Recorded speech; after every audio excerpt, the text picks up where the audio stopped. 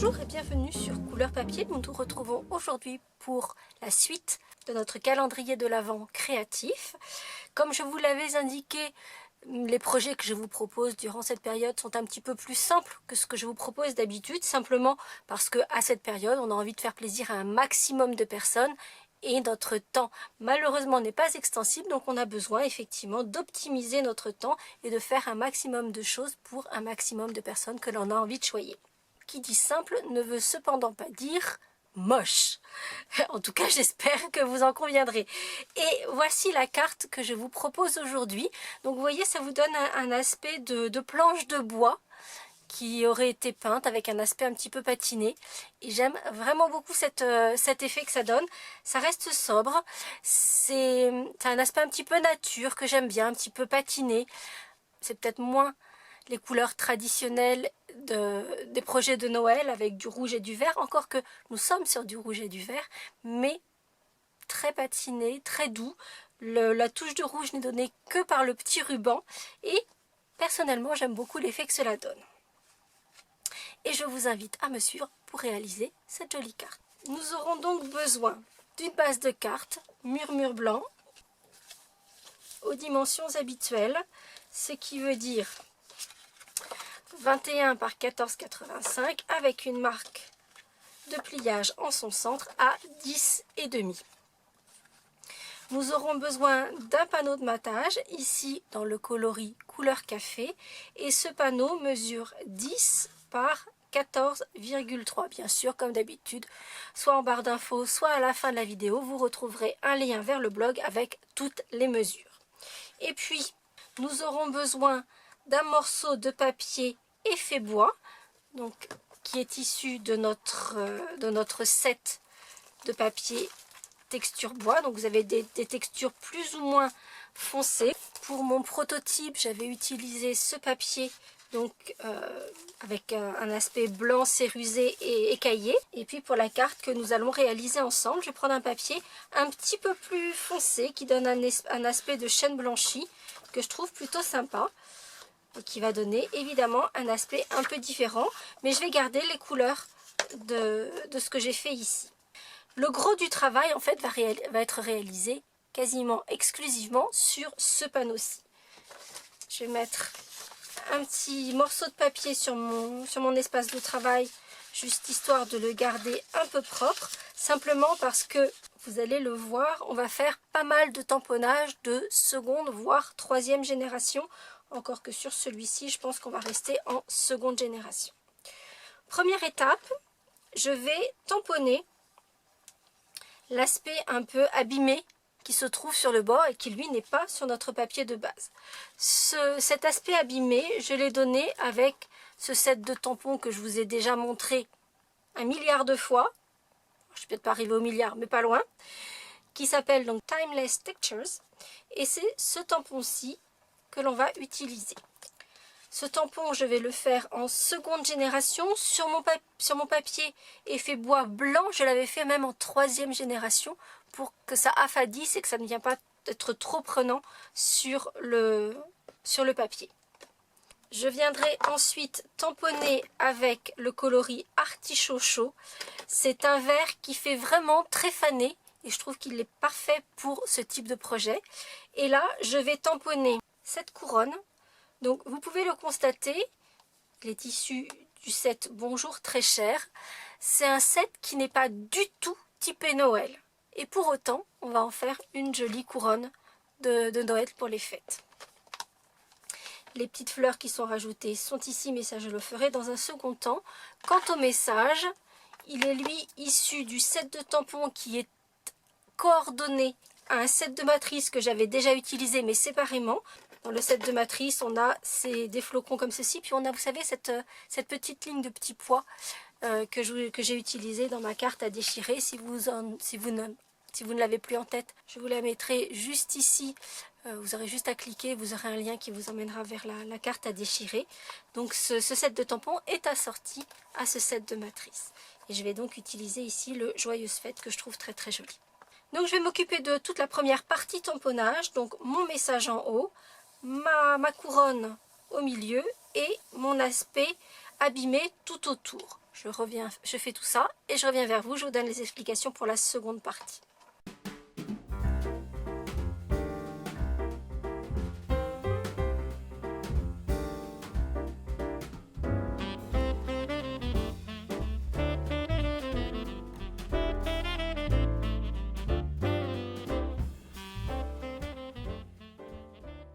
Seconde étape, nous allons tamponner nos petites fleurs sur la couronne et pour qu'elles ressortent, on va les embosser en blanc. Donc on va les tamponner avec de l'encre Versamark, puis les embosser à la poudre blanche pour faire cet joli effet de fleurs givrées.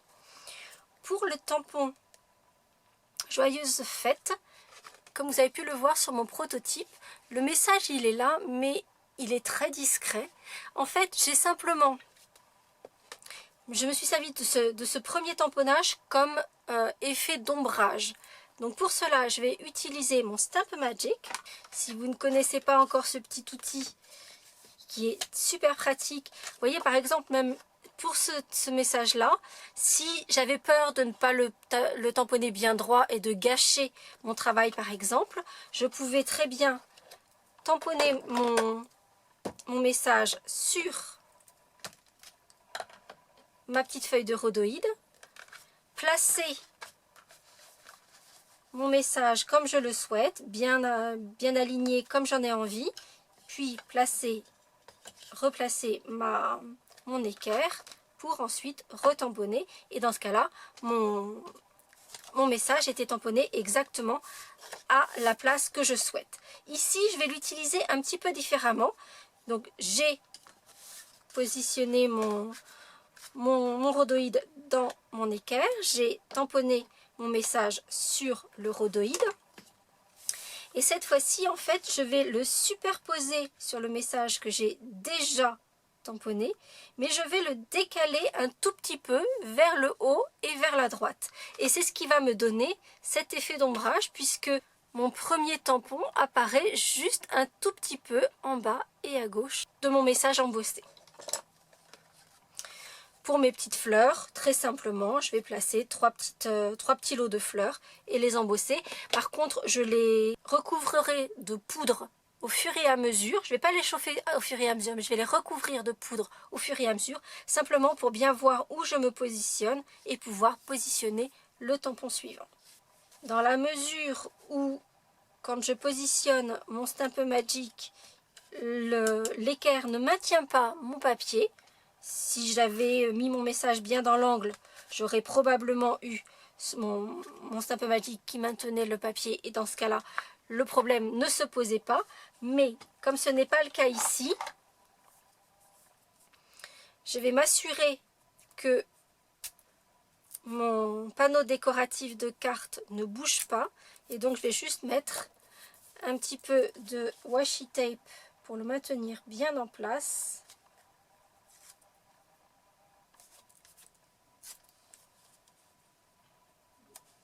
Pendant que je fais le double ancrage sur le Joyeuse Fête. Comme je vais embosser, je n'oublie surtout pas de passer mon petit coussin à embosser afin de m'assurer d'enlever toute électricité statique, mais aussi l'humidité de l'ancrage que j'ai déjà fait, éventuellement les traces grasses que j'aurais pu laisser avec mes doigts, même si j'ai pas mangé des frites avant de faire cette carte. Mais voilà, histoire de m'assurer que la poudre ne viendra coller que là où je le souhaite.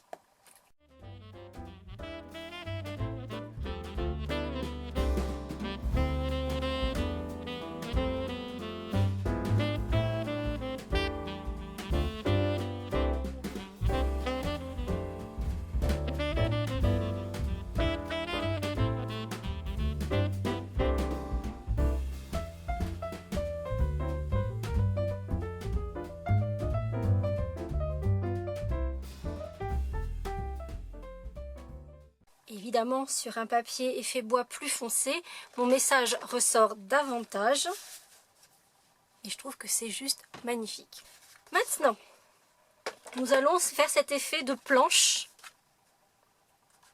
sur ce papier-ci. Et donc, nous allons prendre notre massicot et on va découper notre panneau décoratif en tranches. Et on va le découper tous les 3,4 cm. Donc vous devez avoir 4 tranches. J'ai toutes mes petites tranches. Je vais arrondir les angles, mais uniquement ceux des tranches supérieures et inférieures, pas celles qui sont au milieu. Alors ce petit arrondisseur d'angle n'est plus au catalogue Stampin' Up malheureusement. Mais si vous avez l'enveloppe punchboard par exemple, vous allez pouvoir tout à fait arrondir les angles de vos petits panneaux avec la perforatrice arrière de l'enveloppe punchboard.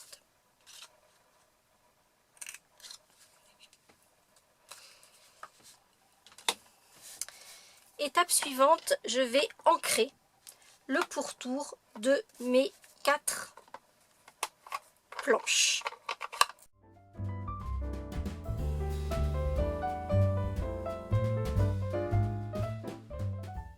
Une fois toutes mes petites planches ancrées sur leur pourtour, je vais reconstituer le puzzle et puis je vais prendre mon fond de carte, mon matage, je vais arrondir les angles également de mon panneau de matage et coller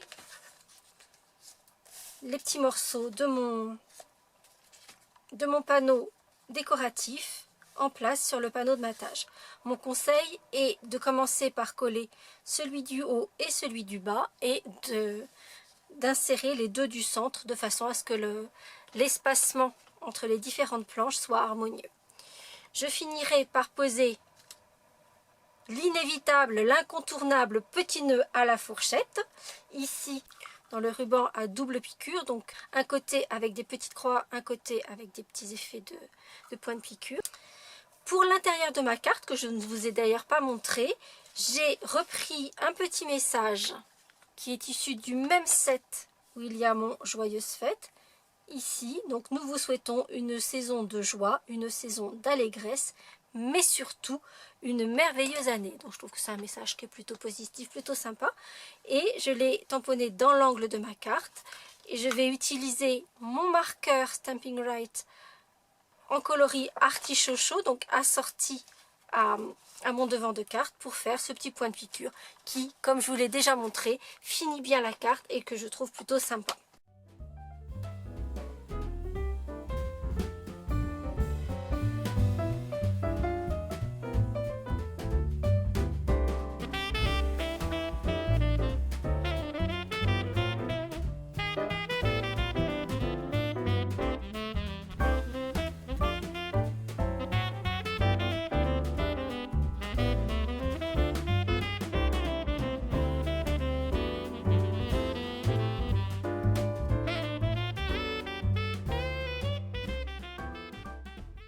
Et voici notre carte effet bois. Alors je ne vous l'ai pas indiqué, mais évidemment je vous remettrai le lien du petit nœud à la fourchette juste en cliquant par ici. Donc vous voyez, elle a été simple, rapide à faire. Moi je trouve que l'effet est vraiment joli. Ça donne quelque chose, oui voilà, de très nature. Je trouve que il y a un sentiment vraiment de paix. C'est vraiment très paisible, je trouve, comme atmosphère avec cette carte. J'espère qu'elle vous plaira comme à moi. Si c'est le cas, vous n'hésitez pas à mettre un petit pouce en l'air. Et on se retrouve très très vite, car je n'oublie pas que nous avons un sapin à continuer de décorer. À très bientôt!